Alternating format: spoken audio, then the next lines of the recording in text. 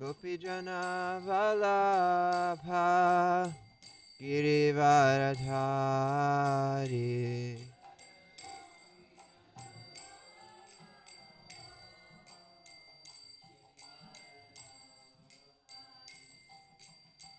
Gopijana Vallabha Girivaradhari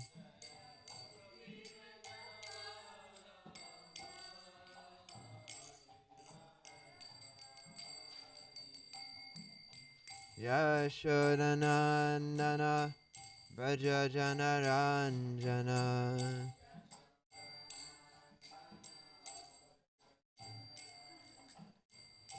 Yashodanandana Braja Janaranjana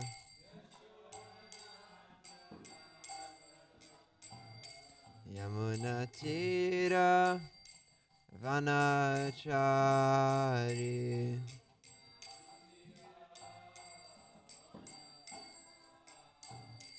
Yamunatira Vanachari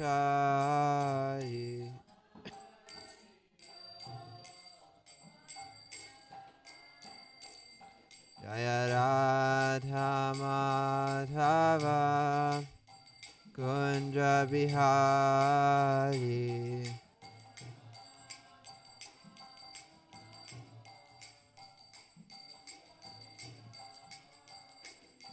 Jaya Radha Madhava Kunja Bihari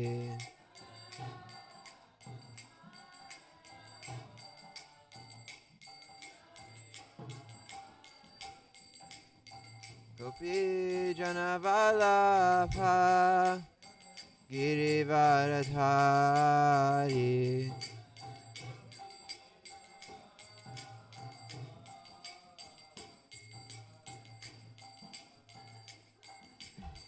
Gopi Jana Vallabha Girivaradhari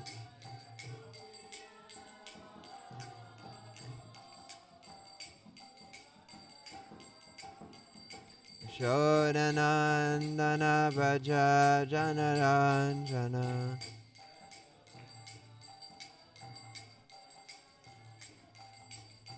Yashodanandana Braja Janaranjana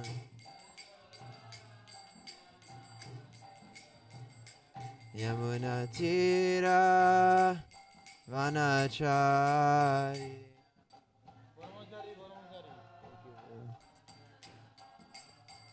Yamunatira Vanachari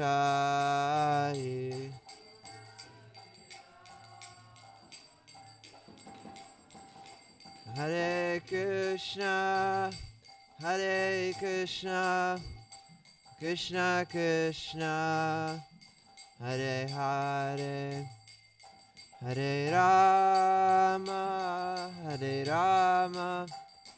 Rama Rama Hare Hare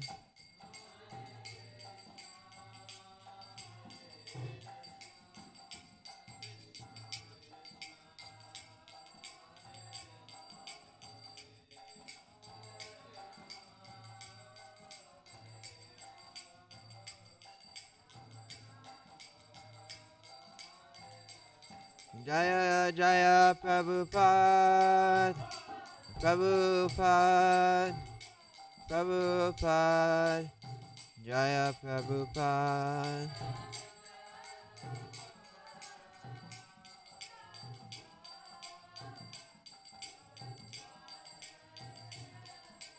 Jaya Jaya Prabhupada Prabhupada Prabhupada Jaya Prabhupada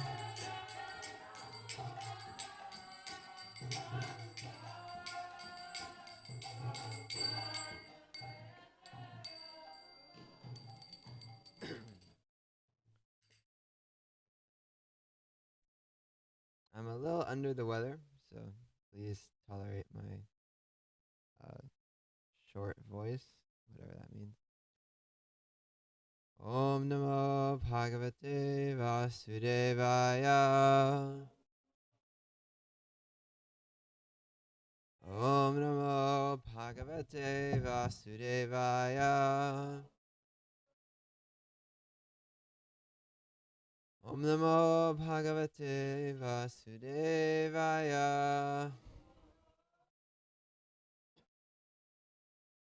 All together.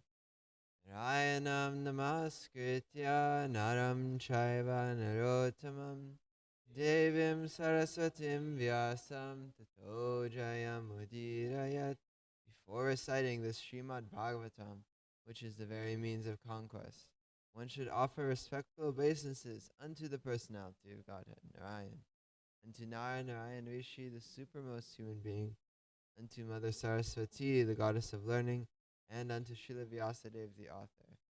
Nashtapayeshu vajreshu nityam bhagavata sevaya bhagavatyutama shloke bhaktir bhavati naishtiki. My regular attendance in classes on the Bhagavatam, my rendering of service to the pure devotee, all that is troublesome to the heart is almost completely destroyed, and loving service unto the personality of Godhead, who is praised with transcendental songs, is established as an irrevocable fact. Om Jnana Timirandasya Gyananjana Shalakaya Chakshurun Militam Yena Tasmai Shri Gurave Namaha. I was born in the darkest of ignorance, and my spiritual master opened my eyes with the torchlight of knowledge. I offer my respectful obeisances unto him. Do you think I could switch out this mic with one of the other mics? He's about to leave his body.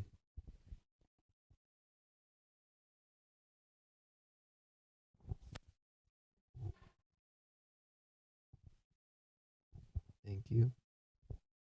This one seems louder too. Hare Krishna, good morning everyone. Today we are reading from the Srimad Bhagavatam, 5th canto, and we're going to finish the 16th chapter. We have text 11 through 29 to cover, so it's kind of a few texts. I think we can cover it kind of fast. There aren't many purports in this section, and and the theme for today is gonna be a secret until we get to the verse. Woo! Because you guys are gonna be like, what are we gonna talk about with like the length of these mountains and stuff like that? So we'll get there. And all right, can someone please start with reading text 11, chapter 16. On the four sides of the great mountain known as Sumeru are four mountains, Mandara, Meru Mandara, Suparshva and Kumuda, which are like its bells. The length and height of these mountains are calculated to be 10,000 yojanas, 80,000 miles. Standing like flagstaffs on the summits of these four mountains are a mango tree, a rose apple tree, a kadamba tree, and a banyan tree. Those trees are calculated to have a width of 100 yojanas, 800 miles, and a height of 1,100 yojanas, or 8,800 miles. Their branches are also spread to the radius of 1,100 yojanas.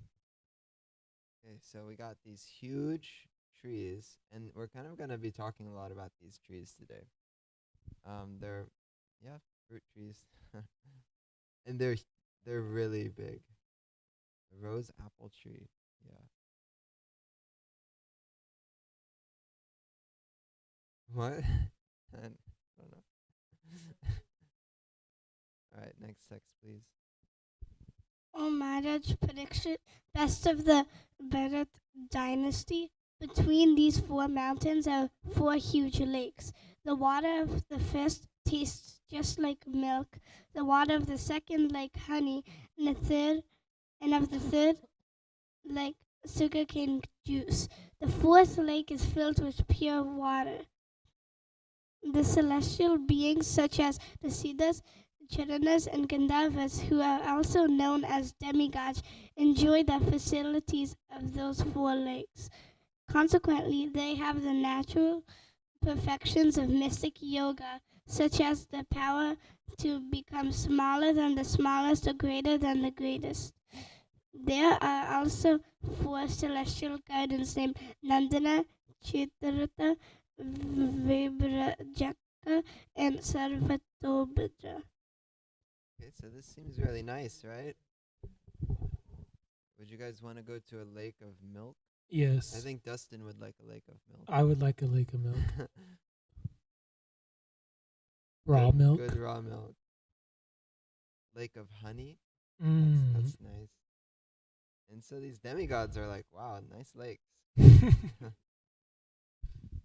So, all right, next text, please.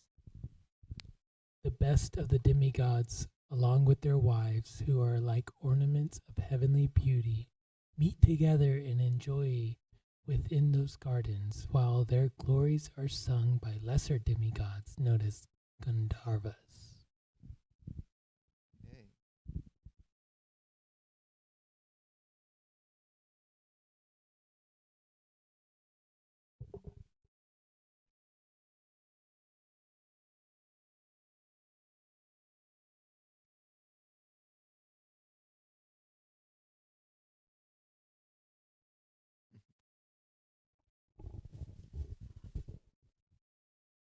On the slopes of Mandara mountain, a mango tree named Devachyuta is a mango tree named Devachyuta.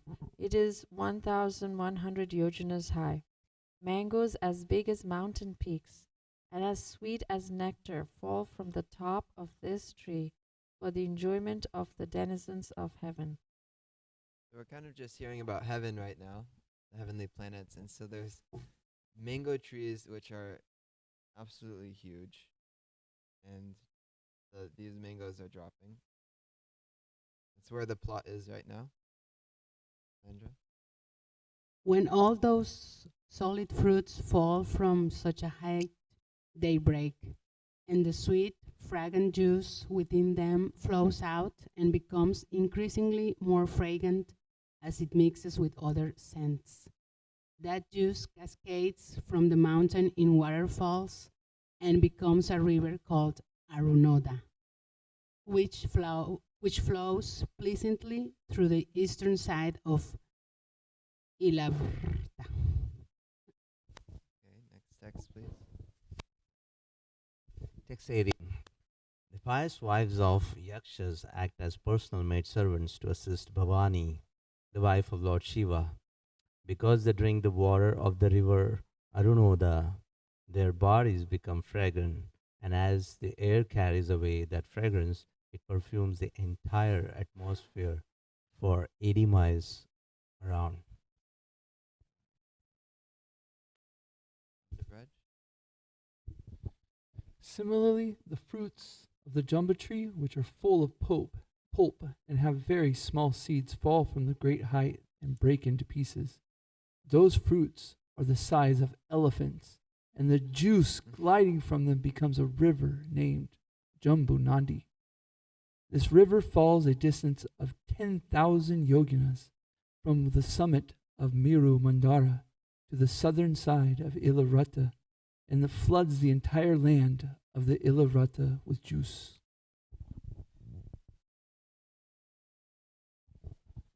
The mud on both banks of the river Jambunadi, being moistened by the flowing juice, and then dried by the air and then the sunshine, and the sunshine produces huge quantities of gold called Jambu Nada. The denizens of heaven use this gold for various kinds of ornaments. Therefore, all the inhabitants of the heavenly planets and their youthful wives are fully decorated with golden helmets, bangles, and belts, and thus they enjoy life. Raise your hand if you want to go here.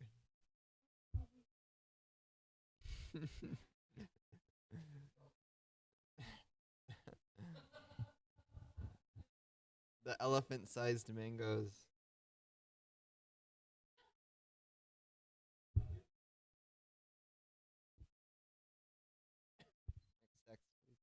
On the side of Suparshva mountain stands a big tree called Mahakadamba, which is very celebrated.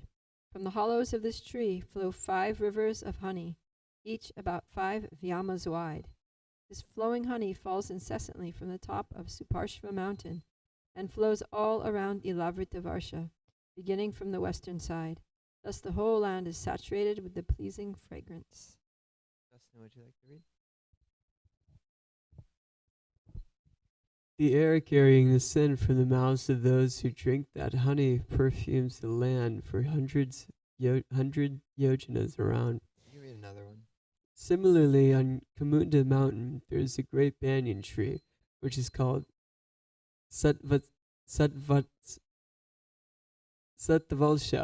Thank you, because it has 100 main branches. From those branches come many roots, from which many rivers are flowing. These rivers flow down from the top of the mountain to the northern side of the Ilavarta Varsha, for the benefit of those who live there. Because of these flowing rivers, all the people who have ample supplies of milk, yogurt, honey, clarified butter, ghee, molasses, food grains, clothes, bedding, sitting places, and ornaments, all the objects they desire are sufficiently supplied for their prosperity, and therefore they are very happy. Okay, so these denizens of these places, they have everything they could ever want and everything they could ever need. And so they're very happy. In the purport, we'll read this next one. Where's the mic?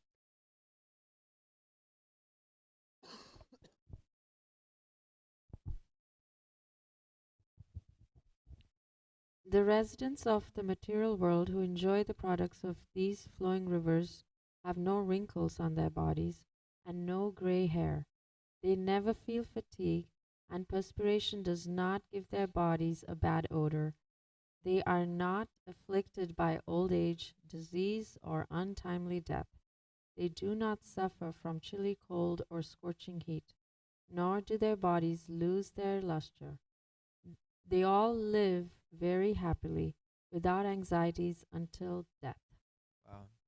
So, who wants to have no wrinkles? Raise your hand.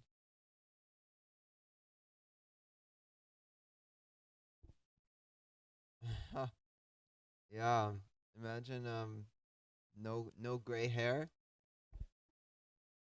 Does anyone want no gray hair?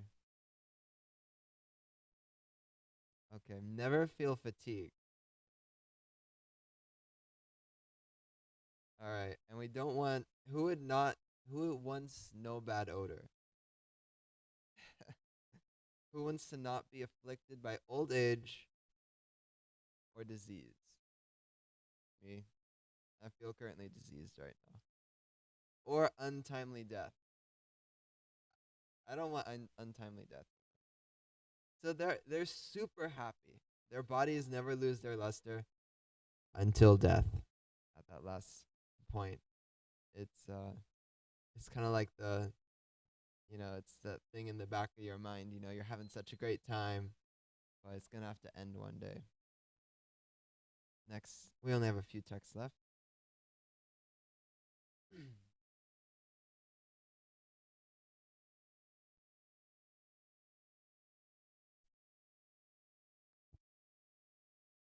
Text 26. There are other mountains beautifully arranged around the foot of Mount Meru, like the filaments around the whorl of a lotus flower. Their names are Kuranga, Kurara, Kusumba, Vaikanka, Trikuja, Sisira, Patanga, Rukaka, Nisada, Sinivasa, Kapila, Sanka, Vaidurja, Jarudi, Hamsa, Sava, Naga, Kalanjara, and Narada. Thank you.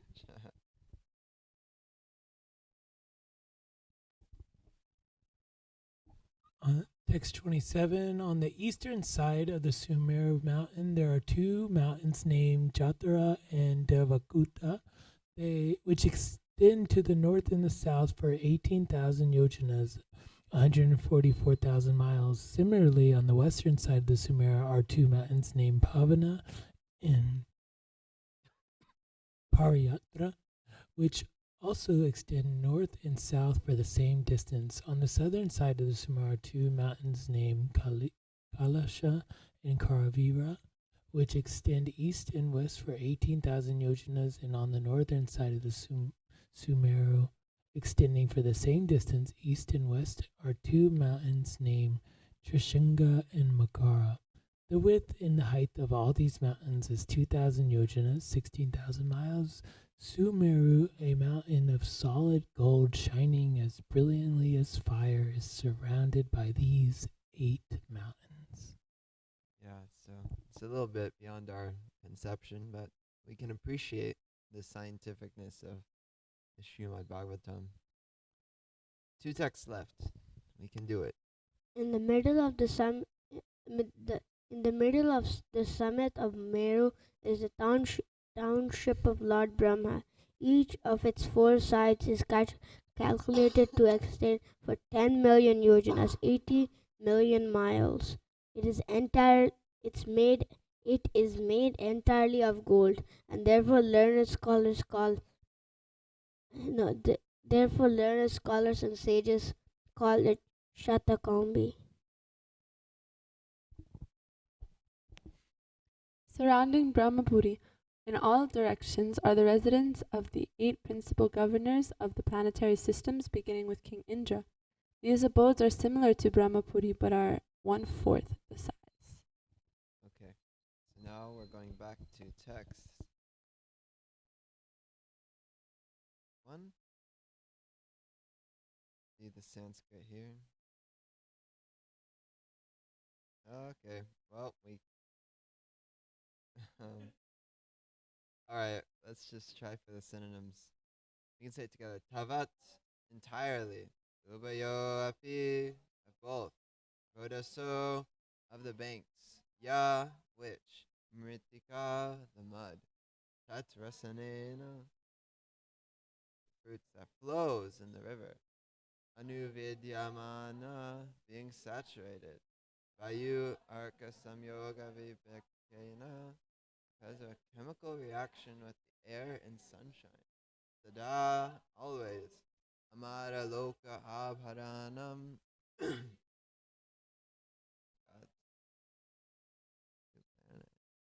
Jambunadam nama, named Jambunada. Duvarnam, gold. Bhavati becomes.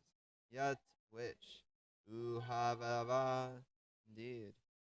Uyaraya, the great demigods. Saha, with. Yuvati be, everlasting youthful wife. Mukuta, crowns. Kataka,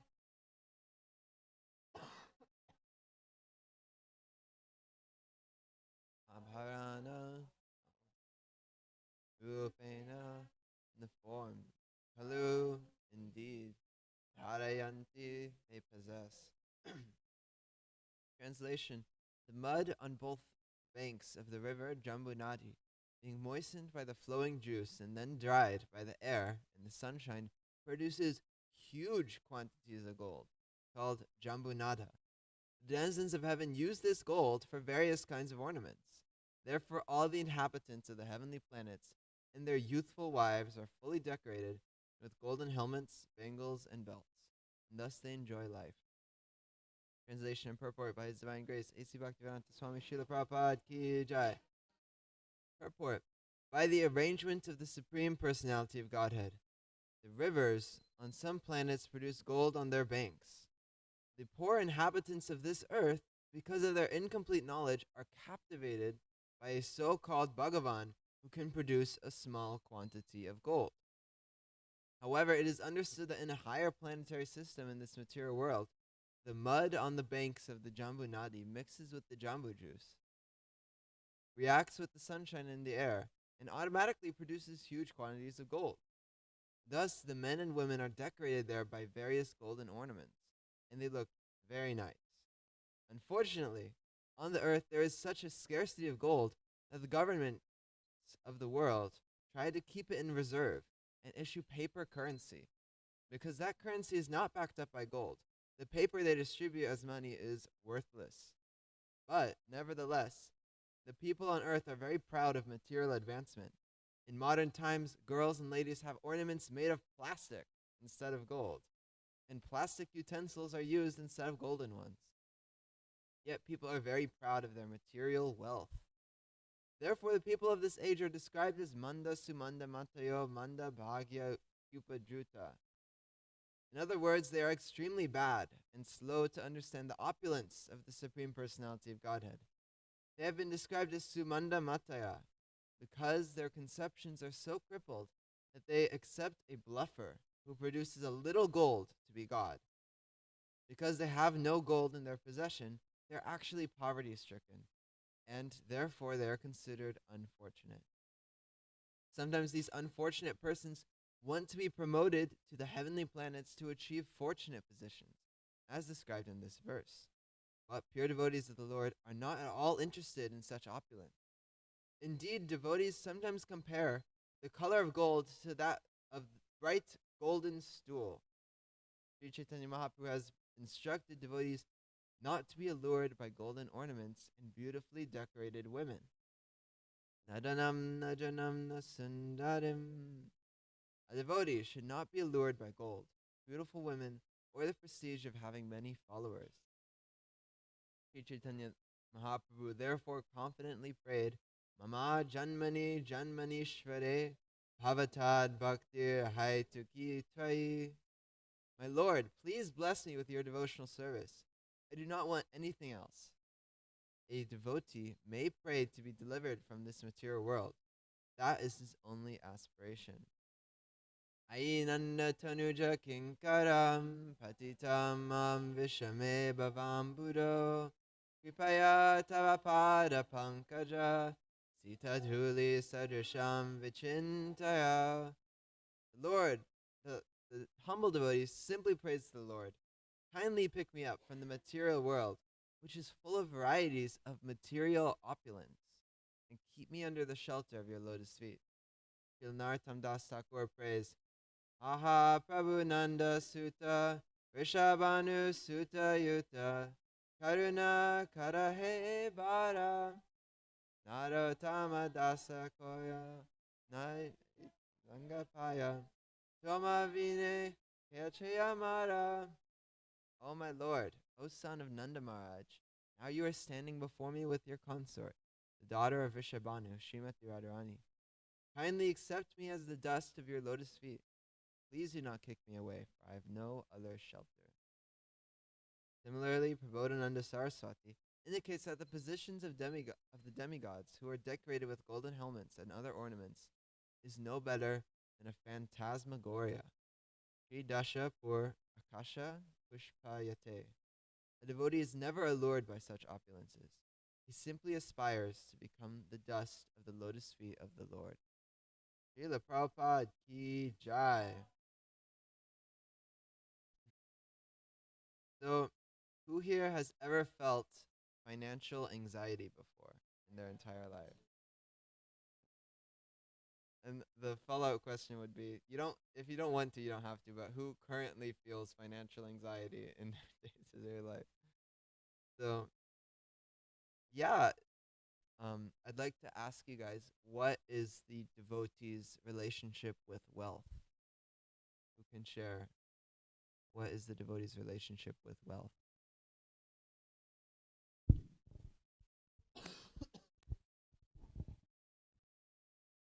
Wealth for the devotee is called Lakshmi, and Lakshmi is a servant of Krishna. He's always chasing after Krishna.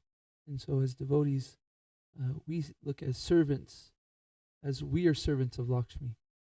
So we're only engaging in using wealth in Krishna's service. So therefore we become engaged in service, and Lakshmi becomes engaged in service, and Krishna becomes pleased. At least this is my understanding. I was thinking also of Ishavasyamidam Savam Yakincha Jagatyam Jagatena Taktina Bujita Magidakasha Svidanam. That everything animate or inanimate is owned and controlled by the Lord. So one should only accept what's given to us as our quota, and nothing more, knowing well to whom everything belongs. So we accept the wealth that is given to us by the Lord. And like you said, we try to use it in His service. We don't. Yeah. There's only a certain amount that we're like destined to even have in this life. Thank you. Yeah, so there's I guess we can first talk about what is gold. In this sense, how do we look at gold as devotees? So there's a description in the first canto where Kali, personified, he approaches Maharaj Parikshit and he's beating a cow. You guys know this story, yes? So Parikshit Maharaj drives him out of the kingdom. Get out of here. And he says, my lord, I just need some places to stay. And so he says, you can stay wherever the 4 regulative principles are being broken: intoxication, gambling, illicit sex, and meat eating. And you can stay wherever gold is hoarded. And then in this purport here, we're hearing that gold is compared to yellow stool. So, what is the point?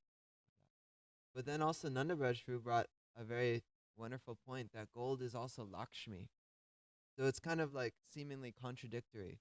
That is gold yellow stool, or is gold, the entrance for Kali, or is gold Lakshmi Devi herself?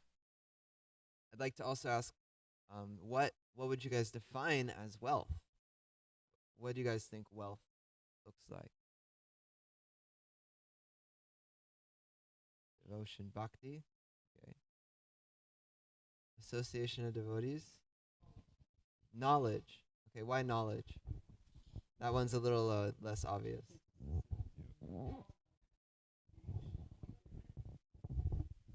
Each different caste has different wealth. And to the Brahmin, wealth is knowledge. And so,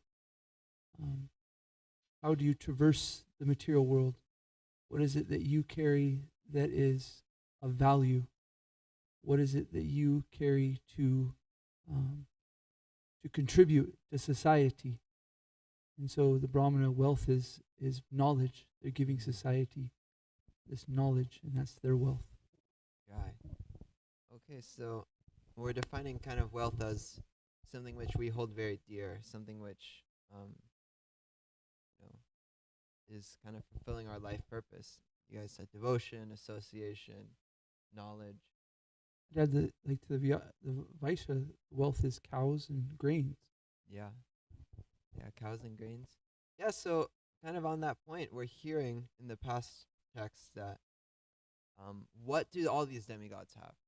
Do they have, race cars? Do they have skyscrapers? They do have like huge palatial buildings, and they have planes and stuff. But it's also talking about how they have ghee and yogurt and milk, and they have gold. They have these natural materials, these natural elements. Yeah, and fruit, lots of fruit that they have. So we're kind of seeing what is, in the material sense, what is wealth. Wealth is, it's not this paper that's being thrown all over the place. It's actually these resources. And then there are also, Srila Prabhupada, I read this once. You have to find it again, but Srila Prabhupada says, like, all you need is a cave and a cow to survive, Basically a cow just to produce milk and produce food, and a cave to reside. Yeah, sure. In Krishna book, Srila Prabhupada talks about how wealthy the residents of Vrindavan are. And he talks about how their wealth is in cows and ghee and yogurt, and that they're so wealthy, And so I was really thinking about that and what you're talking about. Right. Yeah, and so then kind of on the more philosophical perspective, we can look at the story of Sanatan Goswami and the touchstone. Does anyone, you probably know this story very well.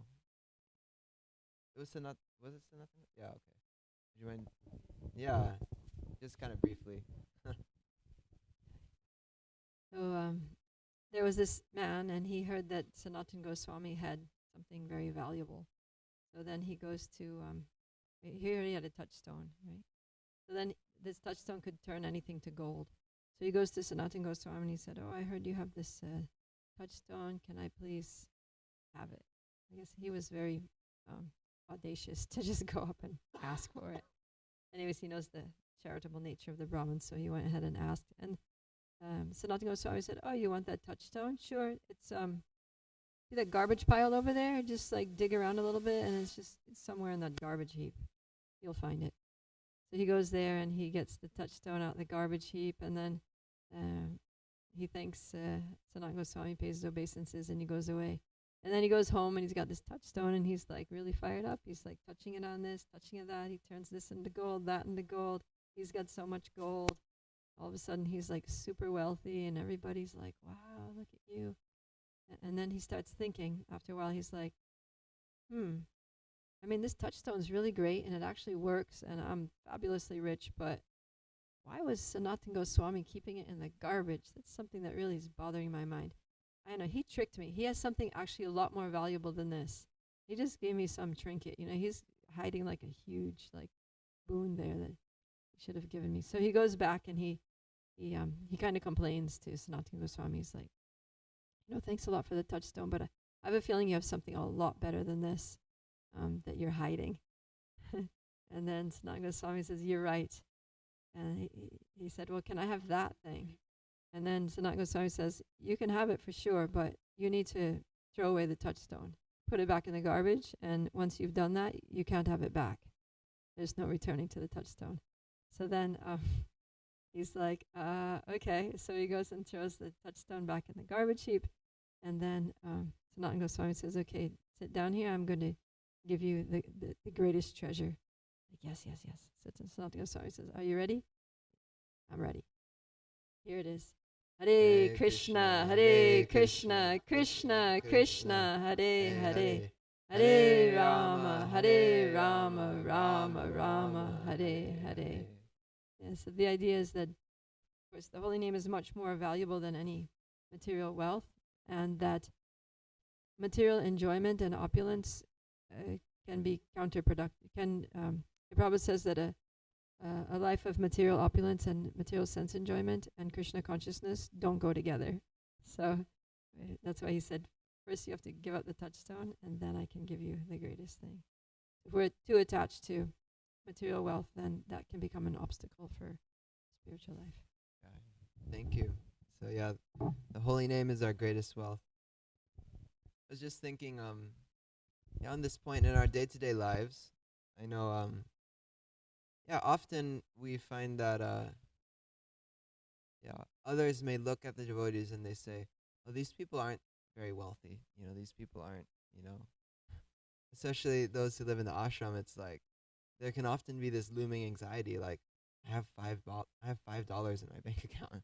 It's like I have $15 in my bank account, and in a practical sense, Prabhupada says money is the honey. We it can be scary. It can there's so much anxiety. I myself, I grew up in a household, and we didn't have much, but we did have devotees. So we find there's I can't remember which sannyasi said this, but he said, "I've never worked a day in my life, but I've never gone hungry. I've traveled the whole world." And so we see that Krishna, he might keep us on our toes, but he never leaves us. He never leaves us out in the rain.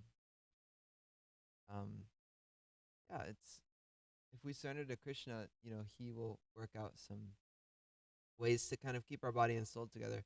Sometimes we see other faiths, they have something like a prosperity gospel. If I serve God, then he's going to shower a bunch of wealth on me. Versus we kind of have the opposite, in that if we serve God, we find that maybe it is a little harder to pay the bills. Maybe, we aren't, we're choosing a lifestyle of, choosing a lifestyle to give everything we have to Krishna. Yeah, and also I'm remembering a story a devotee told me that she really wanted to go to India, and one of her teachers told her that you know, like if you calculated all the money you spent on intoxicants and stuff like that, you would be able to go to India, like all that money that you spent in your years growing up. So it's actually seen that most people in the world, like lots of people are very impoverished in modern day Kali Yuga. Seems to be a big gap between the billionaires and then the people who are just like scraping by, doing book distribution at the college, and like I give them a book and they show me their bank account and it's like I have $5. I was like, wow, just give what you can, because people are really, they're struggling out there. But we see that, one, Krishna will take care of us. We can have faith that Krishna will take care of us. There's many devotees, and some of them, they get older in their years, and but devotees, we take care of each other in our devotional communities. And then also, that's not what life is about. I found it very interesting that at the end of the purport, we think about the position of these demigods, that they have so much opulence, so much beauty, so much power, and it's like a phantasmagoria. I played video games, and so it's kind of similar in that, I level up to level 300, and I have, so much gold, but none of it is real at the end of the day. And it's all, as soon as I hit log out, it's nothing. So that's like the position of demigods, and that's like how it is with this, yellow stool, as Prabhupada calls it. Just a final point, but in this world we might be struggling for a little bit of opulence, plastic utensils, and this and that. And if we can chant this Brahma Samhita verse with us all together. Chintamani prakara sadma sukalpa viksha laksha virteshu surabhira bipalayantam Lakshmi sahasra sata sambrahma sevyamanam Govindamadi purusham tamaham bhajami. I worship Govinda, the primeval Lord, the first progenitor who is tending the cows, yielding all desire, in abodes built with spiritual gems, surrounded by millions of purpose trees, always served with great reverence and affection, hundreds and thousands of Lakshmis or Gopis. So this is the actual reality. There is no poverty in the spiritual world. There is no anxiety about our bills. There is no anxiety about, I wonder if I'm going to be able to do this. Oh, I need to there's no stress about any of that. That abode of Krishna is filled with gems and trees which can provide anything to the aspiring devotee.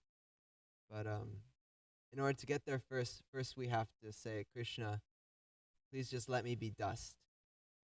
Let me be the dust at your feet. I don't want anything else. Just want to be a servant. And that's our wealth, is the lotus feet of Krishna. Our wealth is the holy name. Our wealth is the association of devotees. That's all I have for today. We can open. The theme of the class was how devotees deal with material opulence. All right, any comments, questions, experiences of Krishna providing, experiences of, dealing with material opulence? Or just general things to say. Oh, probably.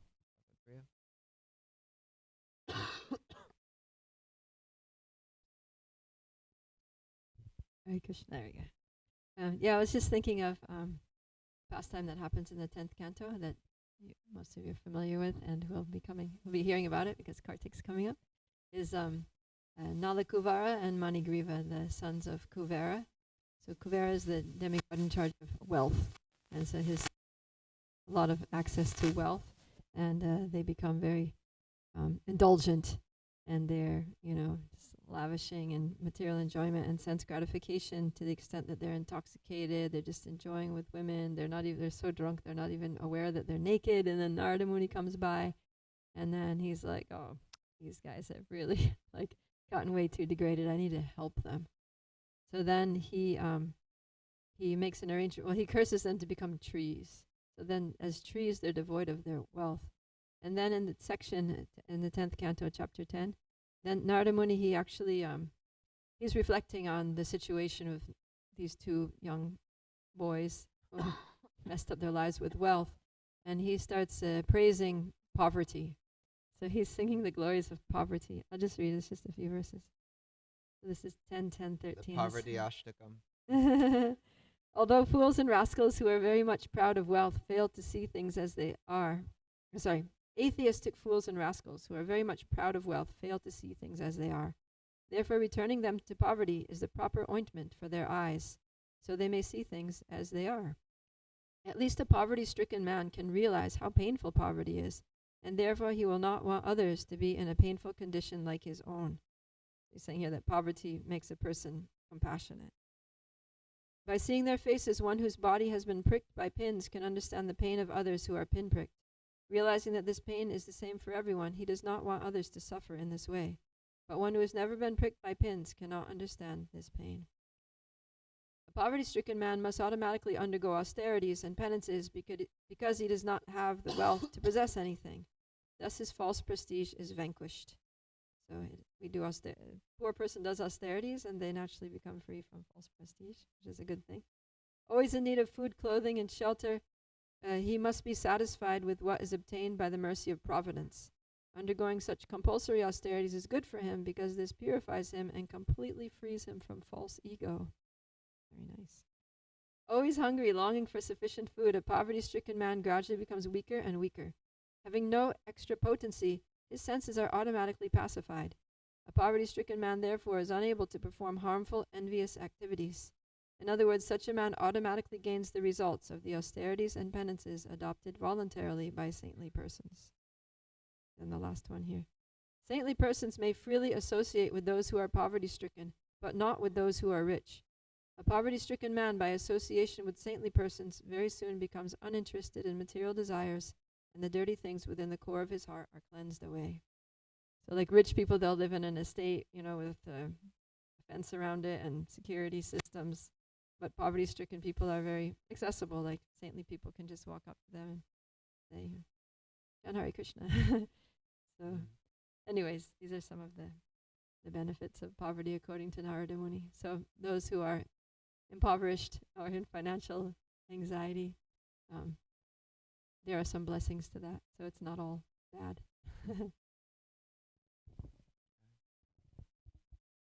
Yeah, this is really nice topic. Thank you for bringing it up.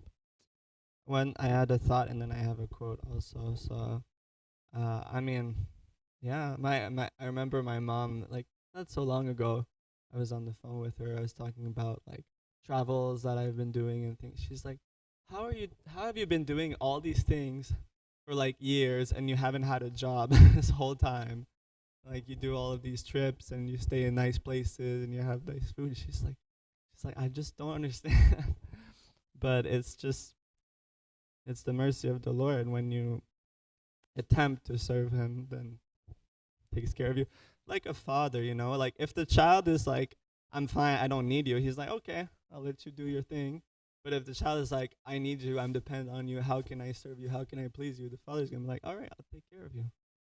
So I also have a quote here from Queen Kunti, where she says, My Lord, your lordship can easily be approached, but only by those who are materially exhausted.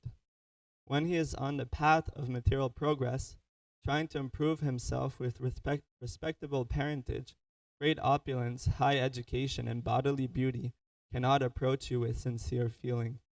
So it's actually a prerequisite that we be materially exhausted and it can be a detriment for us to have opulence or to have a beautiful body and high education and stuff like that. So, Hare Krishna.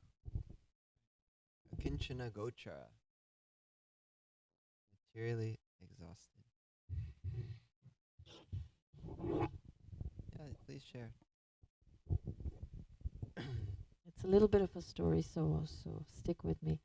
So when Braj wasn't born, like 8 months, we were living in Denver in Temple property right across. It was Prabhupada's place actually, 2 rooms, and Gandharvika was born there, but it was getting a little too small for us and then others who would come. And so at the same time, a property opened up right behind the temple street. And so it seemed like, okay, a great thing. And so we went into trying to buy the property. And okay, I'll go over the numbers here.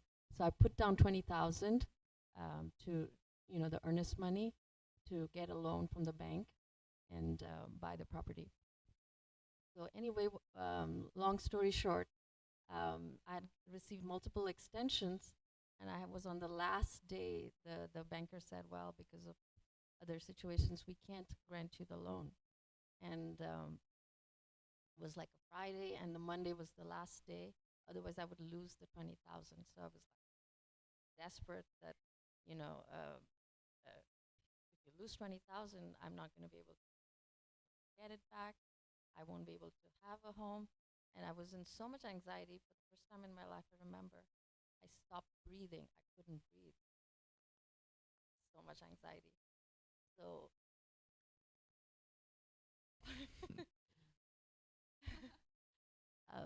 and so, frantically we were like calling, and a senior devotee from the temple, they all said they could help, but at least they needed 10 days to liquidate some assets to get the cash, and I had just a weekend.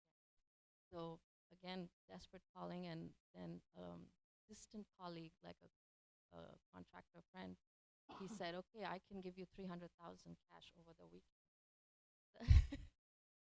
We were like, so shocked. My husband and I went and we got the check. Monday we paid, and,